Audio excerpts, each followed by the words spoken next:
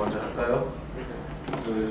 지난주에 밤랩 과제가 나왔는데 같이 수업을 참석한 인원이 별로 없어가지고서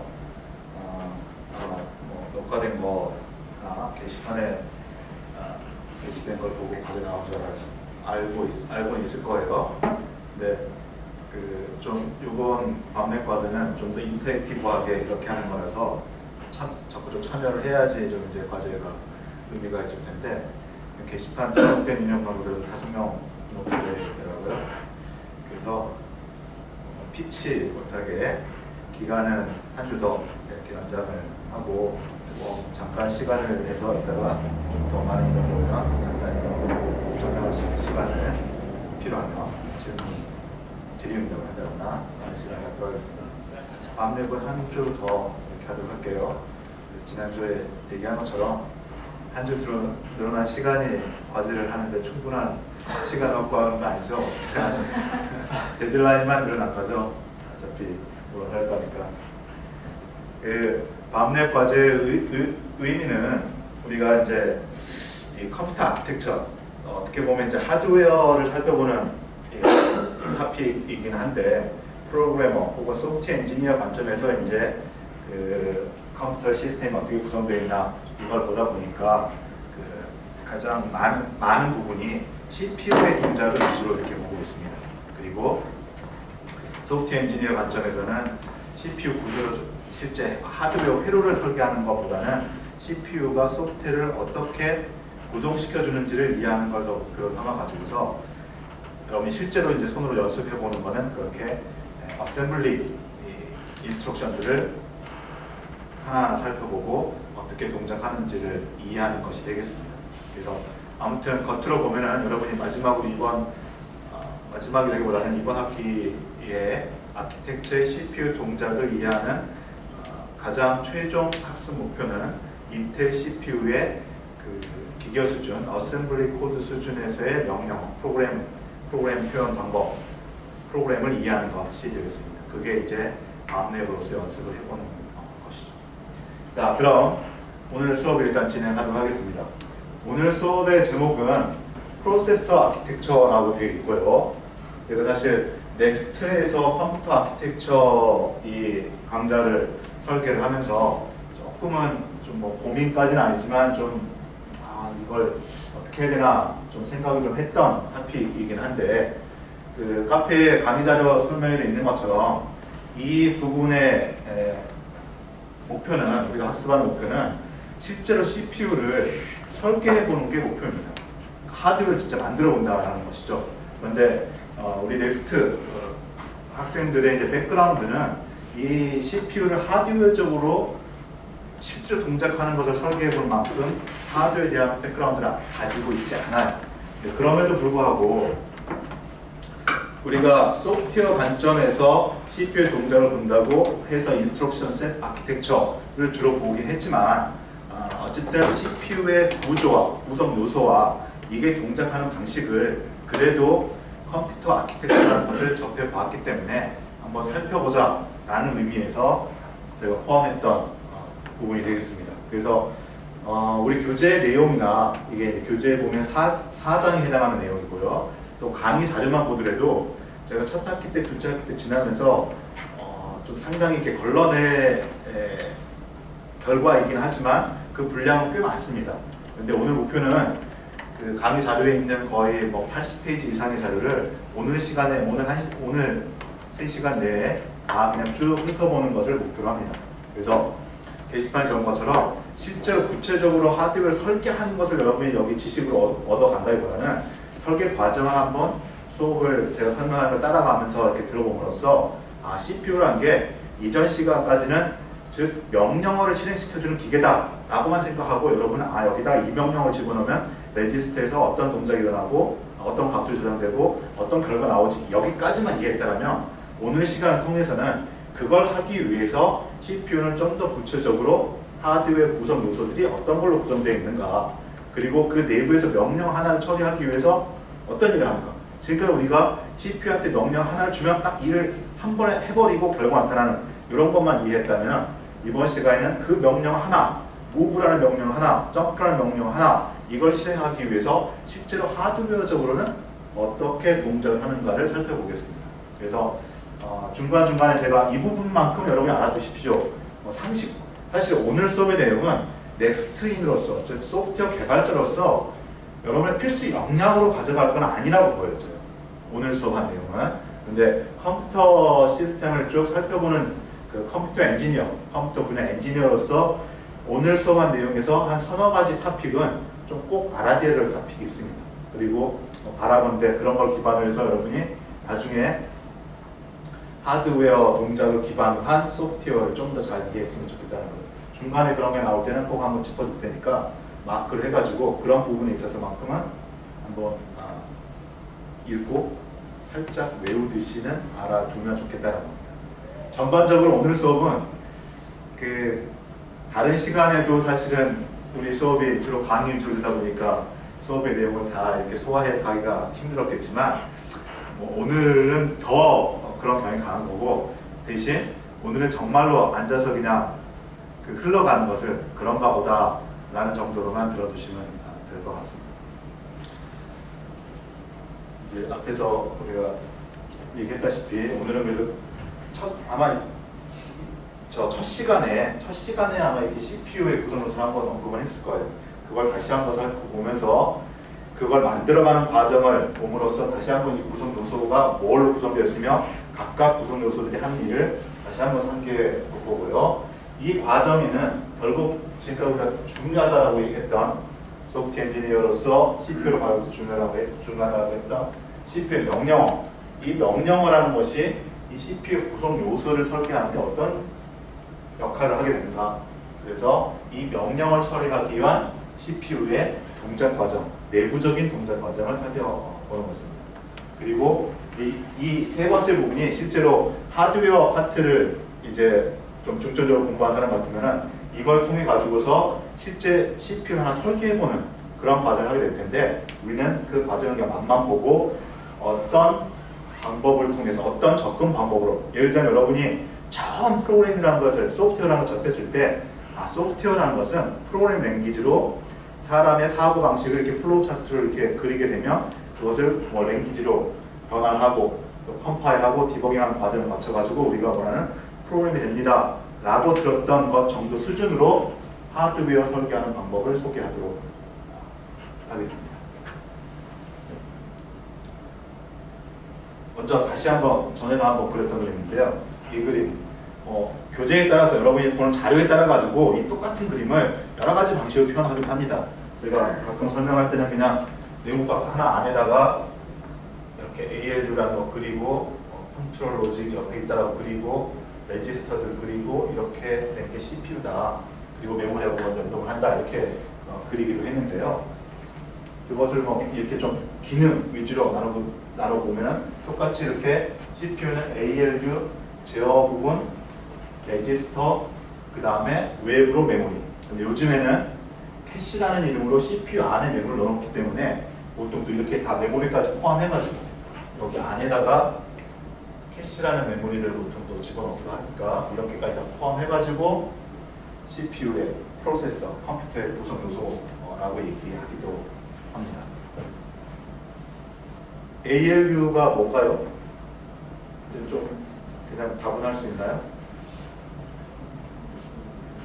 우리 이제 CPU적으로 생각하죠. 적어도 이 수업에서는 CPU가 결국 하는 일은 우리 명령어 클래스를 크게 몇 개를 나눴잖아요. move 명령어, 그 다음에 계산하고 뭐 하는 이런 명령어, 그 다음에 제어 이동시키는 점프 명령어 이런 거 했잖아요. 그 중에서 계산하는 거, 계산하는 회로들이 들어가 있는 게 ALU 파트가 되겠습니다.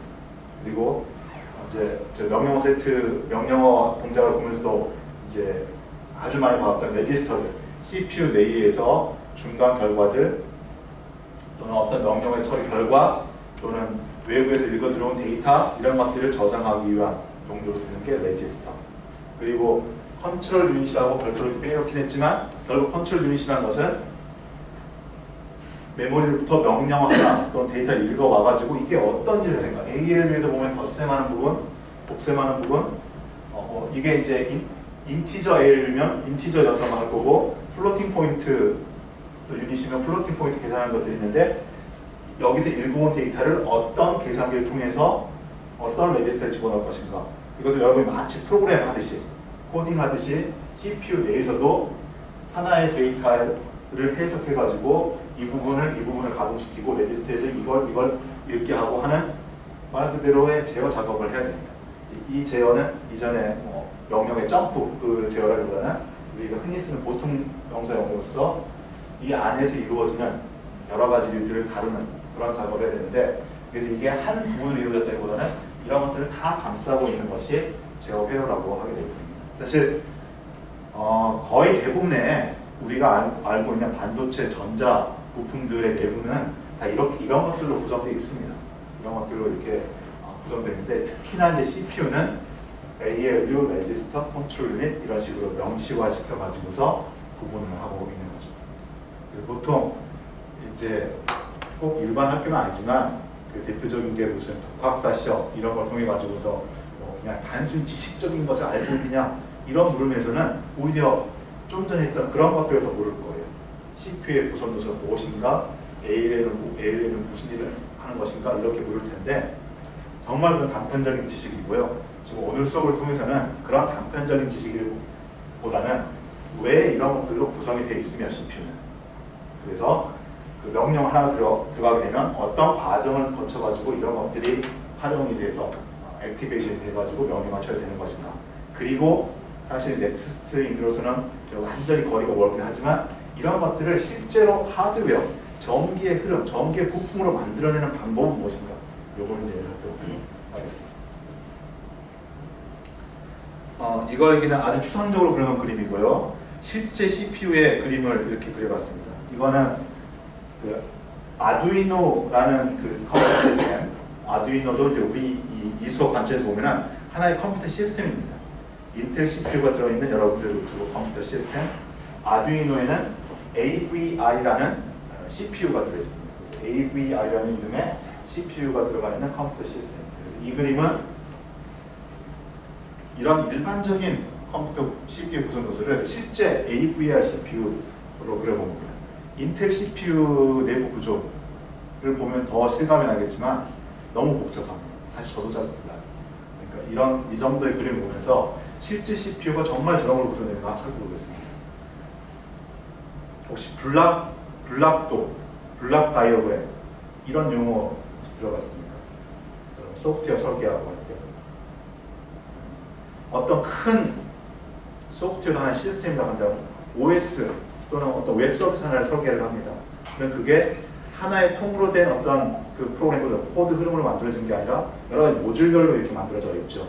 그래서 모듈의 상세한 설계는 없지만 모듈 간의 연결 관계를 그림으로 그릴 수 있습니다. 여러분, 그러니까 이거는 우리가 소프트웨어 설계하지 않더라도 인간들이 어떤 대상물을 추상화해가지고 이 기능을 좀 더 이해하기 쉽게 만들 때는 하나하나를 어떤 단위 작업을 나누고 그것들의 관계를 그리는 추상적인 그림을 그릴 수 있죠.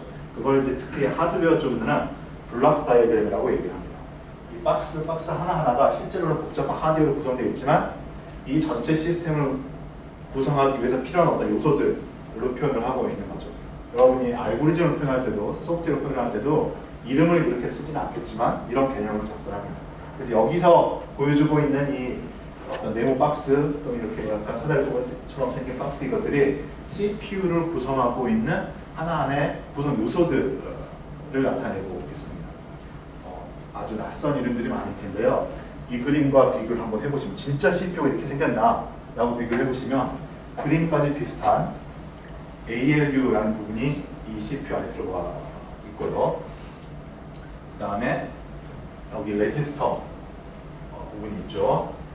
그 다음에 메모리, 여기서는 이 AVR은 내부 메모리까지 포함하게 되고 메모리가 프로그램 메모리, 또 데이터 메모리, SRAM, 램 얘기는 다음에 가서 하죠.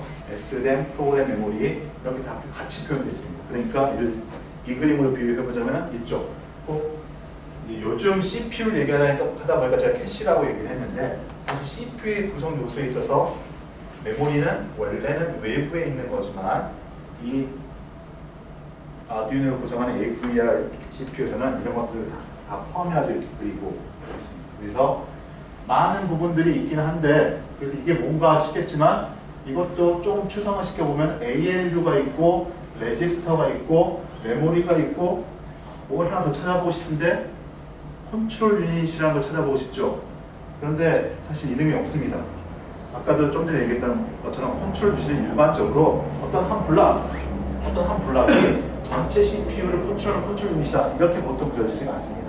여기 지금 선이 막 연결되어 있는데 여기 이런 선에서 데이터가 나오고 데이터가 또 들어가고 하게 되는데, 이런 것들을 다 관장하는, 사실 여기는 표현이 안 돼 있지만 이 주변 회로, 이 안에 들어가 있는 회로들, 그런 것들을 보통 CPU의 구성 요소라고 얘기할 때는 컨트롤 유닛이라고 보통 얘기합니다. 그래서 이 그림에는 뭐 어디가 컨트롤 유닛이냐 이렇게 표현되어 있지 않지만 이런 것들을 다루는 회로가 컨트롤 유닛이라고 합니다. 그러면은 CPU 구조가 이렇게 돼 있다라고 했는데, 사실 레지스터 ALU는 딱 두 군데밖에 없고 메모리 있지만 훨씬 더 많은 구성 요소가 있습니다. 그럼 CPU의 구성 요소를 얘기하는데 이거는 좀 부족한 거 아니냐라고 얘기할 수 있겠지만, 이 부분들은 뭐냐면은 여기 이 부분들은 좀 빠지고, 여기 여러분들 알만한 데 있고요. 이제 찾아볼 수 있겠죠. 여기 레지스터 있습니다. 이 부분이 제일 이제 앞에서 얘기 안 했던 부분들인데, 인터럽트, SPI, 타이머, 아날로그 컴퍼레이터, IO 이렇게 있습니다. 이 부분은 다 IO입니다. 즉, 이 CPU, AVR CPU는 순수하게 명령어만 처리하는 이런 것만 들어가 있는 것이 아니라 메모리, 그리고 IO를 담당하는, 예를 들자면 우리 인텔 플랫폼, 인텔 기반의 PC 같으면은 USB 또는 뭐 하드디스크, 네트워크 이런 것까지를 CPU의 일부 요소로서 다 담고 있습니다. 그래서 사실 이것들은 우리가 이제 컴퓨터 아키텍처라고 얘기했을 때 CPU, 메모리, IO라고 했는데, 이 부분들은 사실 이런 부분이죠. 그래서 아두이노에 들어가는 AVR이라는 CPU는 아두이노 보드가, 여러분도 구경을 해봐서 알겠지만 조만한 이렇게 있고, 여기에 IO를 담당하는 회로가 많이 없습니다. 핀만 나와 있지. 이 핀이 나와 있다는 것은 여기서 선을 연결했을 뿐이지 얘가 뭔가 액티브한 역할하는 부품이 있는 건 아닙니다. 즉, 이 CPU 안에 IO를 역할하는, IO 담당을 하는 어떤 부품들도 같이 포함됩니다. 그래서 이렇게 그려졌을 뿐입니다. 다시 얘기를 하면 CPU의 구성 요소는 결국 이거고, 계속 얘기했던 이런 거고, 실제 CPU를 보더라도 이렇게 이런 요소들을 통해서 구성되어 있다는 겁니다. 그리고 지난번 인텔, AMD 이렇게 얘기하면서 어떤 CPU의 아키텍처를 결정하는 것은 명령 세트다라고 얘기했고, 똑같은 명령 세트를 실행하기 위해서 마이크로 아키텍처는 달라질 수 있다라고도 얘기했습니다. 이제 이런 요소들, 여기 보시면은 명령어를 저장하는, 프로그램을 저장하는 메모리와 이 경우는 데이터를 저장하는 메모리가 따로 있습니다. 우리가 알고 있는 인텔 CPU는 이게 따로 있지 않습니다. 그냥 메모리 하나만 두고 메모리에 프로그램과 데이터가 같이 들어있습니다. 그런데 이 AVR, 아두이노에 들어가는 CPU는 프로그램을 담는 메모리는 아예 따로 있고 데이터를 담는 메모리가 또 따로 있다는 겁니다. 우리 이제 OS 좀 다시 한번 또 상기해보면, OS 때 프로그램이라는 것이 실행이 돼가지고 프로세스 상태로 메모리 안에 올라가면은 프로그램 코드를 담는 부분, 데이터를 담는 부분, 이렇게 이제 있다라고 얘기를 했고, 지금까지 그래서 여러분의 OS 쪽에서 배웠던 개념은 이게 가상 메모리고 실제 메모리에 이런 것들이 막 흩어져 있을 거다라고 했습니다. 즉, 실제 프로그램 코드와 이런 데이터들이 사실은 같은 메모리에 어딘가에 이렇게 자리하고 있는 겁니다. 그런데 AVR이라는 이 CPU에서는 이 프로그램 코드는 이쪽 메모리, 아예 이 부품 자체적으로 다른 메모리에 들어가고 데이터는 이쪽 메모리에 들어갑니다. 그래서 아마 AVR이라는 컴퓨터의 CPU에 가상 메모리 시스템을 만든다면 가상 메모리는 이렇게 보이겠지만 실제로는 텍스트와 코드와 데이터가 따로 분리돼서 이렇게 들어갑니다. 이런 것들은 CPU라는 게 항상 이렇게 설계한다, 이게 아니라 AVR이라는 CPU를 설계할 때는 그냥 좀 간단하게 8비트 컴퓨터를 만들다 보니까, 간단한 컴퓨터를 만들다 보니까 명령어를 가져오는 것과 이걸 데이터를 가져오는 것을 아예 그냥 분리한다는 거죠. 실제로 아두이노 같은 시스템에서는 가상 메모리가 사용되지 않고 있습니다. 그래서 이런 것들이 이제 그 말 그대로 마이크로 아키텍처가 다르다기보다는 이런 식의 프로그램 메모리와 데이터 메모리를 분리한 마이크로 아키텍처를 채택하고 있다라고 표현을 한다는 거죠. 이런 요소들이 바로 CPU 설계하는 데 여러 가지 선택 요소다라는 것입니다.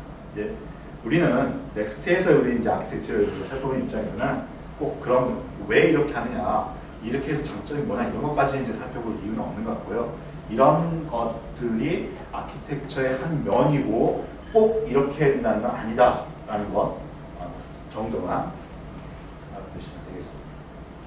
뒤에 또 하나 또 다른 CPU의 구조를 이렇게 보여주고 있습니다. 이게 바로 이제 이 교재를 통해 가지고 실제로 그 실습 환경이 우리 다음에 하듯이 실습 환경이 제공되고 있는데요. 그 실습 환경을 통해 가지고서 설계를 하면은 만들어지는 CPU입니다. 이름은 Y86이라고 되어 있고, 그러니까 X86, 인텔 CPU 32비트 인텔 CPU와 이게 이제 축소셋 비슷한 CPU를 만드는 겁니다. 실제로 만들어집니다. 실제로 만들어지고 이제 여러분이 정말로 원하기만 한다면 반도체 공장에 그 설계를 보내가지고 CPU 칩으로도 만들 수 있습니다. 그래서 오늘 아마 뒷부분에는 CPU 만드는 것도 사실은 어려운 게 아니고 소프트웨어적인 관점, 이게 개념만 있으면 CPU도 만들 수 있구나라는 것을 가져가는 것도 여러분은 오늘 가져가요. 오늘 느낄 요소 중에 하나. 아무튼 이 그림은 이제 그걸 나타내는 거고, 여기서 뭔가 복잡한 게 있긴 하지만 여기도 보면 이제 이런 걸 보라는 거죠. 보면 ALU, 레지스터, 메모리 이런 식으로 구성되어 있다는 거예요. 그래서 여기 이 설계는 뭐냐면 이제 이렇게 구성되어 있는 것들이 어떤 이제 연관관계를 가지나를 이제 블럭으로 이렇게 그려놓은 거죠. 사실 이런 설계를 해야지 만들 수 있는데 간단한 거지만 이런 설계까지 하는 거는 사실 저의 어떤 역량의 범위도 좀 넘어가는 하드웨어 전문가들이 해야 되는 거죠. 그런데 이렇게 누가 설계를 해주면 이 설계된 걸 우리가 실제로 이제 CPU 만드는 거는 그다지 어려운 게 아니에요. 뒤에서 간단히 하도록 하겠습니다. 아무튼 이런 게 CPU의 구조다라는 것입니다. 자, 그러면 이제 두 번째 파트에서는 CPU를 이제 CPU의 동작, 내부 동작을 한번 살펴볼 텐데, CPU 내부 동작을 살펴보는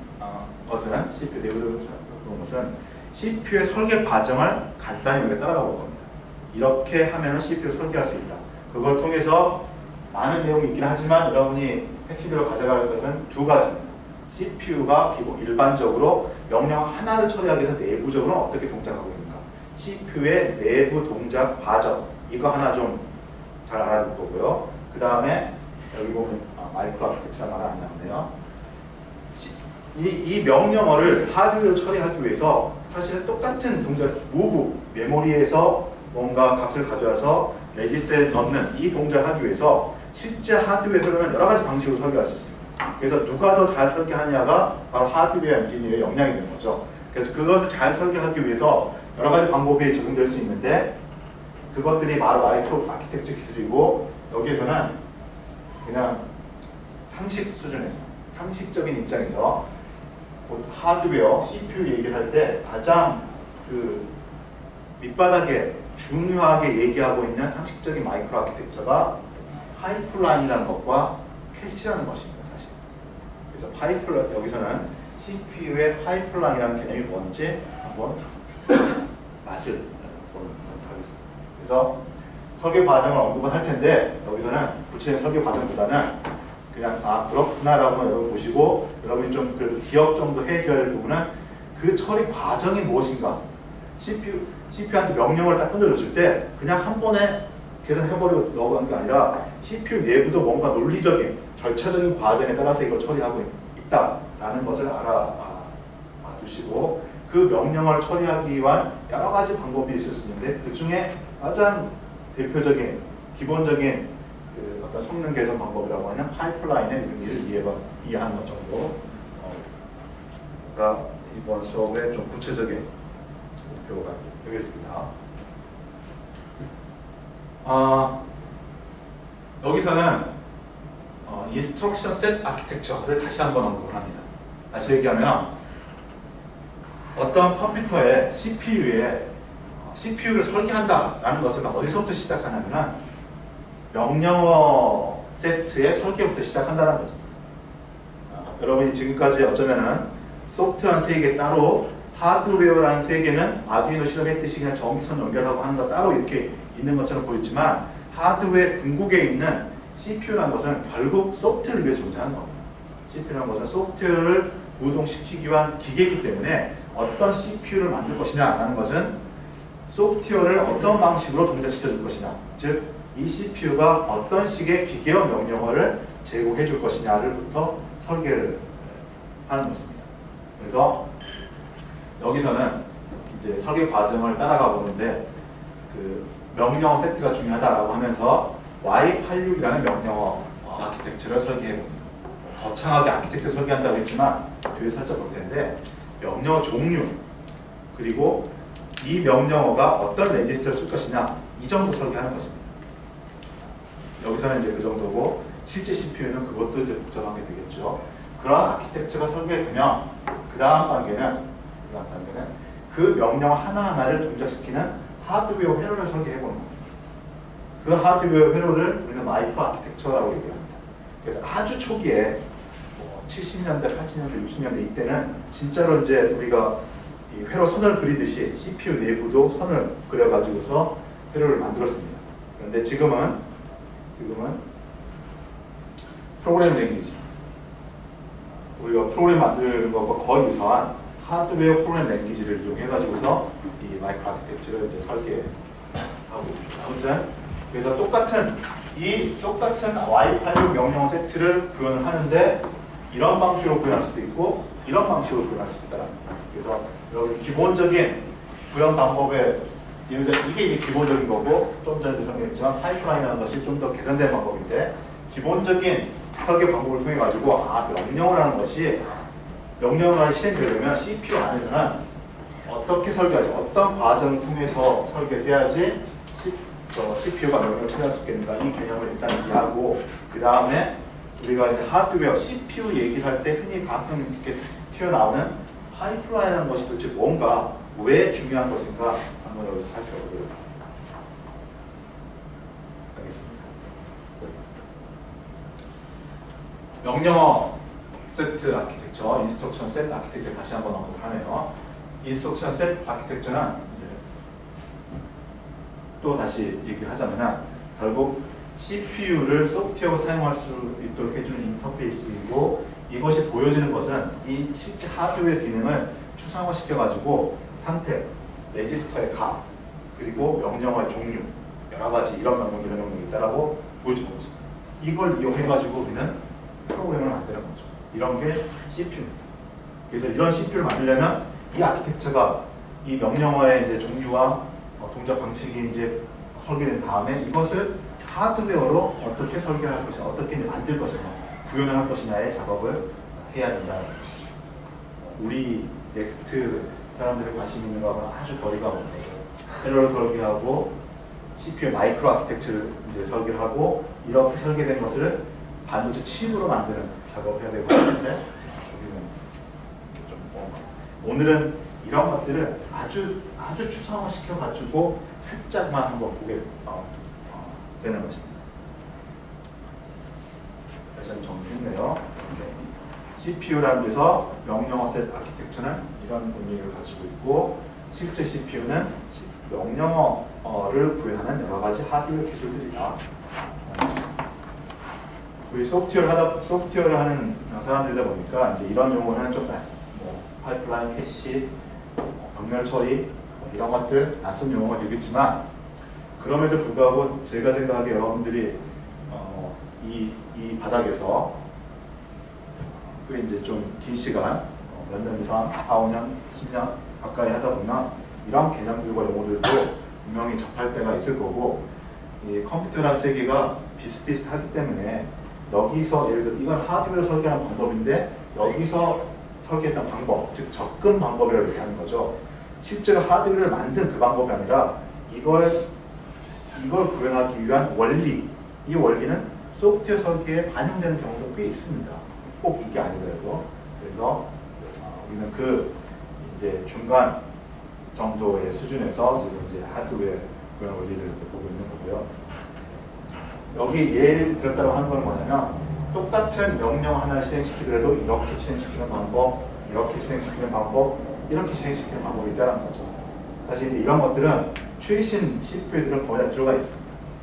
그래서 지금까지는 우리가 이제 바로 이전 수업까지는 명령어가 들어가면 그 결과가 뭐다 이런 거 봤지만 실제 CPU 설계한 사람 입장에서는 좀 복잡하게 필요하게 되겠죠.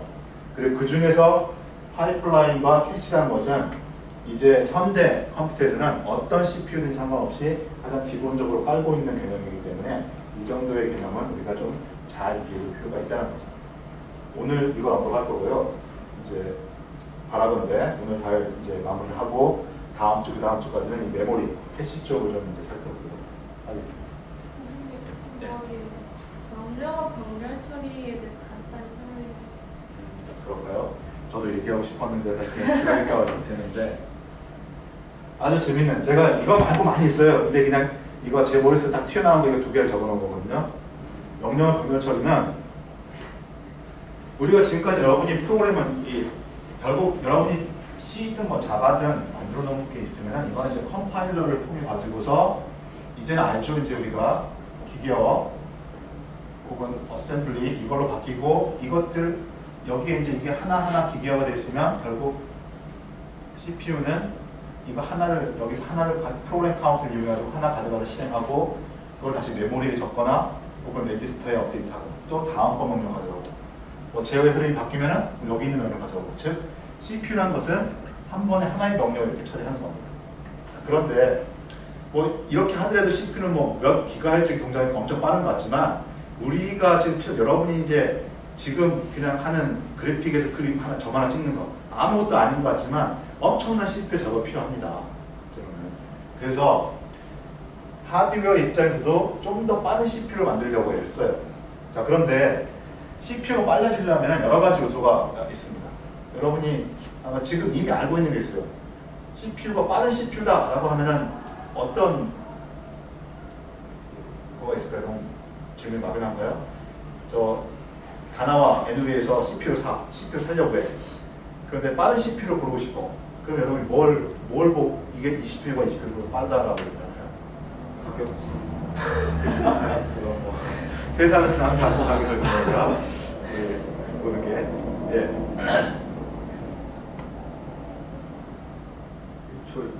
몇 헤르츠? 동작 속도라는 게 있을 거예요. 클락 속도.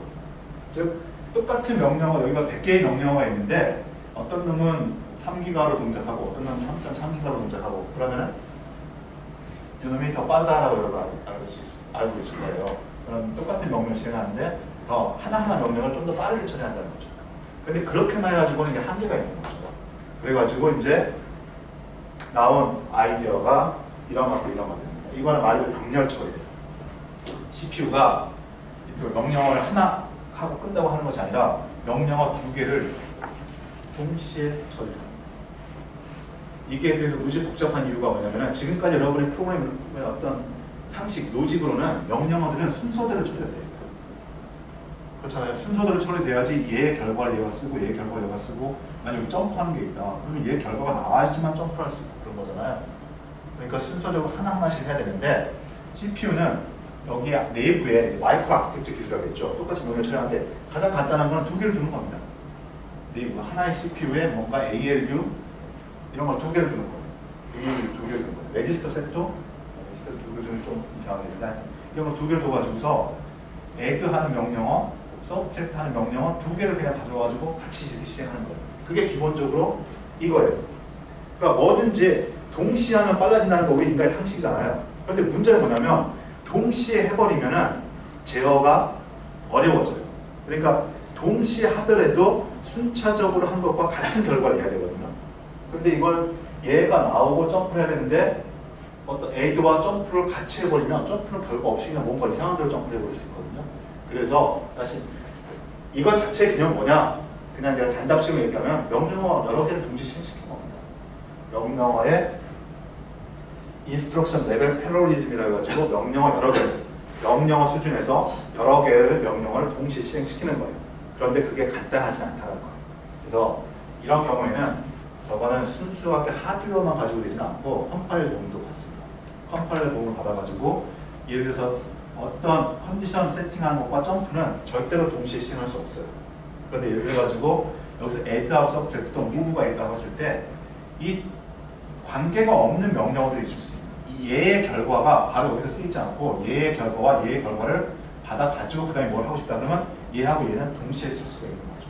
이런 것들을 컴파일러의 도움과 같이 묶고 가지고 CPU는 지능적으로 그걸 알지는 못하는데 컴파일러가 얘 두 개는 같이 실행할 수 있다는 걸 다 표시해 두는 겁니다. 그러면 그렇게 표시된 명령어는 원래는 명령들이 쭉 한 줄로 되어 있는데 예를 들자면 간단하게 얘기하자면 컴파일할 때 이것과 이거는 동시에 실행시킬 수 있다고 마크를 해놔요. 그럼 CPU가 이거는 한꺼번에 가져다가 두 개에 있는 A를 동시에 실행한다. 이런 식으로 처리하는 게 인스트럭션 레벨 테러리즘. 저게 멀티스레드를 멀티코어로 처리하는 거랑 같은 거 좀 다르죠. 다른 거. 멀티스레드, 멀티코어는 아예 프로그램의 흐름이 다른 거죠. 이 프로그램, 그러니까 프로그램 코드 흐름이 OS 스레드 배웠잖아요. 스레드는 명령의 흐름에 서로 다른 것들입니다. 그렇죠? 이런 뭐 함수라고 하면 이런 이 함수 이렇게 했을 때 이 함수와 이 함수를 동시에 실행시키는 이런 작업이 되는 거죠. 근데 지금 인스트럭션 레벨 패러디즘이라는 것은 진짜로 순서대로 해야 돼요. 하나의 함수에서 실행하는 흐름입니다. 그런데 이걸 컴파일러와 CPU의 서로 상호작용에 의해 가지고서 CPU 입장에서는 두 개의 명령을 동시에 처리할 수 있는 어떠한 유닛을 만들어 두고 컴파일러가 그걸 명시해주면 동시에 실행합니다. 그래서 좀 더 로우 레벨에서 진짜 동시에 실행됩니다. 그래서 똑같은 프로그램이고 어차피 한 줄로 실행돼야 되는데 이런 게 가능한 CPU에서는 좀 더 빨리 그 프로그램이 끝나는 거죠. 멀티코어로 쓰긴 쓰는 건가요? 이거는 멀티코어하고 다르니까요. 근데 CPU 안에 ALU가 두 개 있다고 했잖아요. 네. 두 개 가지고 온다고 했잖아요. 그거는 멀티코어. 자, 우리가 여러분들이 알고 있는 코어의 수준은 그냥 이 CPU입니다. CPU가 여러 개 있다는 거예요. CPU가 여러 개 있다는 거고 지금 얘기하는 건 CPU 안에 어떤 구성 요소들입니다. 지금 그래서 오늘 배우는 거는 여러분이 지금까지 보아하지 않았던 어떤 수준으로 로우 레벨로 내려가는 거예요. CPU 내부로 들어가서. 그래서 멀티코어니 뭐 이렇게 했던 것들은 훨씬 더 위쪽에 있던 것들이죠. 멀티코어, 멀티 CPU 뭐 이런 것들은. 이거는 이번에 나왔으니까 여기까지 얘기를 하면 out of the execution은 똑같이 원래 프로그램이 이렇게 실행하도록 되어 있습니다. 그런데 저거까지 이제 하려면 우리가 파이프라인 개념까지 배운 다음에 하면 좀 더 이해가 쉬운데 특히나 이렇게 여러 개를 동시에 실행시킬 수 있는 유닛들이 있을 때 명령어마다 실행 시간이 조금 달라요. move하는 명령어, 또 뭐 add하는 명령어 이런 것들이 실행 시간이 조금씩 다릅니다. 예를 들자면 그런 경우가 있을 때 move 명령어 얘가 시간이 길다는 거예요. 그래서 메모리에서 뭔가 읽어와야 되니까 시간이 길어요. 그러면 얘를 실행시키기 위해서 긴 시간 동안 다른 명령어를 실행이 안 되고 있거든요. 멈춰 있게 되는 거예요. 이럴 때 순서는 얘를 하고 그 다음에 이거 하고 이렇게 돼 있지만 뒤에 얘가 긴 시간이 걸린다면 얘를 먼저 실행을 시켜버린다는 거죠. CPU가 알아서 바꿔버려요. 프로그램은 분명히 이렇게 되어 있지만 이렇게 바꿔버리는 거예요. 이 경우도 그렇게 하게 되면 쉬는 시간 없이 짜투리 남는 시간에 CPU를 놀게 하지 않고 다른 명령을 계속 실행시키니까 결국 여러분이 이제 흔히 아는 CPU는 들어가면 계속해서 뭔가 일을 하는 것처럼 보이지만 실제 CPU의 동작을 보면은 쉬는 시간들이 조금씩 생긴다는 거죠. 우리가 또 OS 얘기를 했었는데 OS 얘기를 할 때 스케줄링이라는 거 얘기를 했잖아요. 스케줄링이라는 거 할 때 프로세스들이 여러 개가 있으면 CPU 하나에서 실행시킨다고 할 때 CPU 하나에 대해 가지고 얘 실행하고 그 다음에 이거 실행하고 할 때 이론적으로는 계속 번갈아 가면서 CPU가 노는 시간이 없는 것처럼 보이지만 뭔가 이게 IO하는 요소가 들어가고 하게 되면 CPU가 실행하고 있지 않음에도 불구하고 다음 프로세스가 진행을 못하는 경우도 생겨요.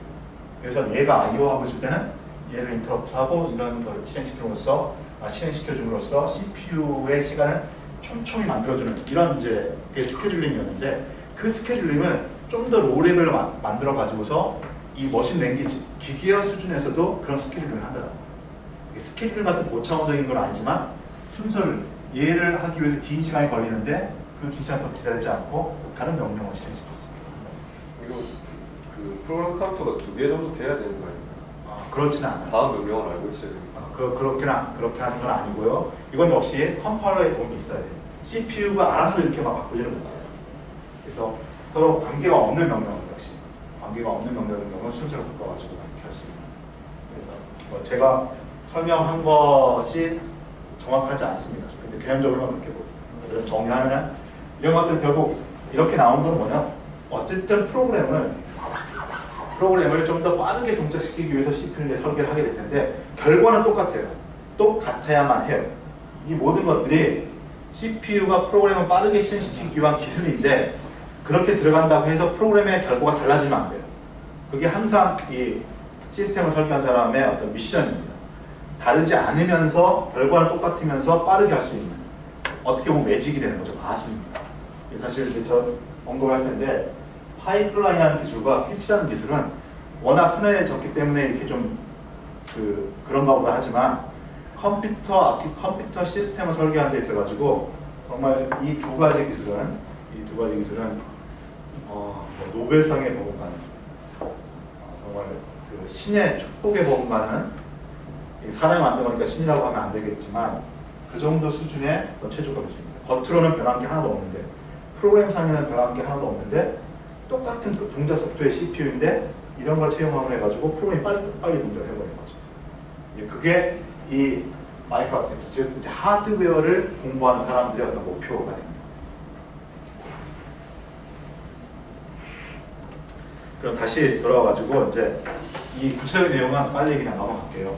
과정만 본다고 했으니까. 자, 이제 CPU를 설계해 보는 겁니다. 그래서 명령 세트를 설계하는데 우리가 처음부터 해야 되긴 하겠지만 Y86의 명령 세트가 주어졌다라고 이렇게 해보죠. 그럴 때 우리가 해야 될 건 뭐냐면 레지스터들을 설계하는 겁니다. 아, 이 Y86이라는 명령어들을 동작시키기 위해서는 어떤 레지스터가 있어야 되겠습니까? 우리 기계학원 이해할 때 봤던 것처럼 레지스터가 뭐가 있냐, 명령 종류 이렇게 봤던 것처럼 레지스터들을 어떤 거 쓸 것이냐 이렇게 써요. 다시 설계죠. 디자인을 해보는 겁니다.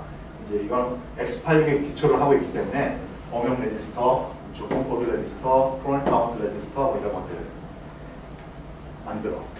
이런 게 있으면 되겠구나 라고 합니다. 그리고 어떤 명령을 쓸 것인가 이제 설계를 해보는데 여기 보시면 요게 이제 명령어 설계의 어떤 비호라고 이렇게 그려지고 있는 그림입니다.